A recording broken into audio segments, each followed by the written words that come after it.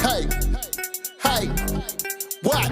Ray Mack, hey, what? Hey, what? Welcome to Ray Mack's Kitchen and Grill. Love and not hate. Love and not hate. Welcome to Ray Mack's Kitchen and Grill. Love and not hate. What? Love and not hate. Come on. Welcome to Ray Mack's Kitchen and Grill. Hey YouTube, what's up? This your boy Ray Mack. Today I got 6 bone-in pork chops, and I'm going to do something special with these here pork chops. It's going to be an easy recipe, you better believe it. So I got some kosher salt, and I'm sprinkling the kosher salt on these here pork chops using my own judgments of how much seasoning to put on, and I want you to do the same as well, so there won't be any measurements for the ingredients. So I got some black pepper, and I'm going to sprinkle the black pepper on these here as well.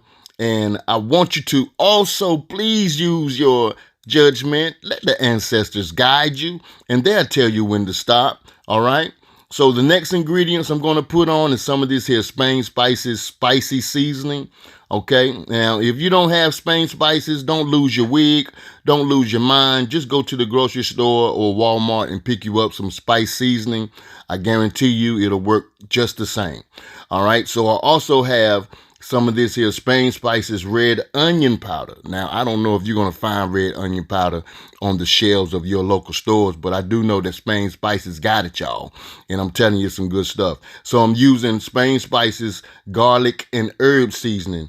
Okay, so I'm putting a little bit of this here on it, and I'm going on until my ancestors say stop.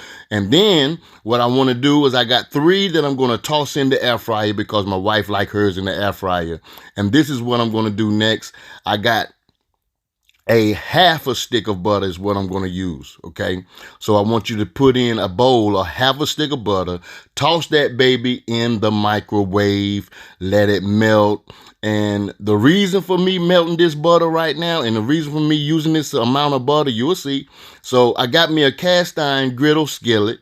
All right, cast iron griddle skillet over the on top of the stove, and I got the heat up to high, and I'm just going to take that melted butter and just basically baste down this griddle so that when I place the meat on here, it won't stick. If you don't want to use butter, you can use olive oil, whatever is good for the heating points for this cooking. Okay, so I'm taking my pork chops, my 3 pork chops, and I'm just going to place it on the griddle, and I want it to have some nice grill marks. And I'm liking this cast iron skillet, y'all. Y'all know me by now. My cast iron comes from the thrift store.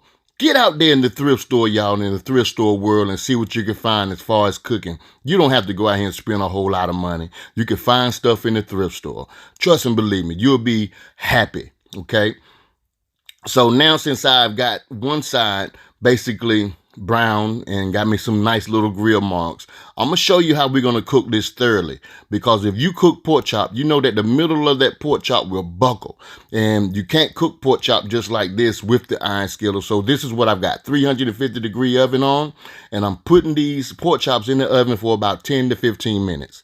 All right, so now since I've taken out of the oven for about 10 to 15 minutes, I want to use this here same butter, but I added some garlic, some herbs in it, and I'm going to baste these pork chops on both sides with this here garlic and herb butter. Yes, I put some garlic in this, and I put some herbs in it, and I put it right back in the microwave, and now I'm basting the chops.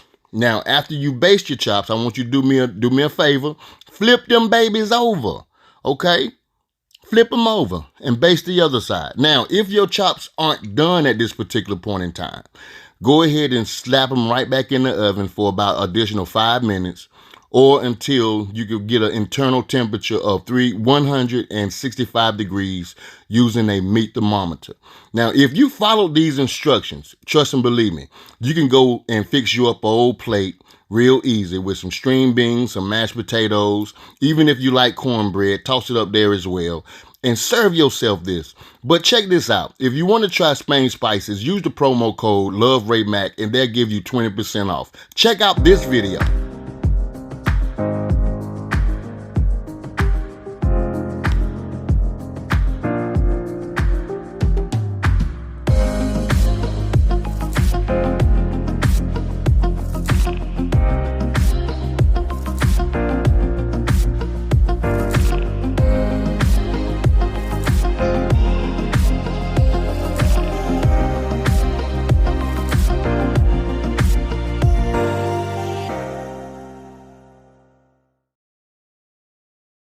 Now, you need to really check out that shrimp scampi video, because I'm telling you right now, if you want to try an easy, tasty shrimp scampi video, then click on it on this here right now. Now, thank you so much for watching this here video. Subscribe to my channel. Give this video a thumbs up. Comment below. Let me know exactly what you would like to see in the future. And I always say this at the end of every video: love and not hate. Love somebody and hate nobody. Peace.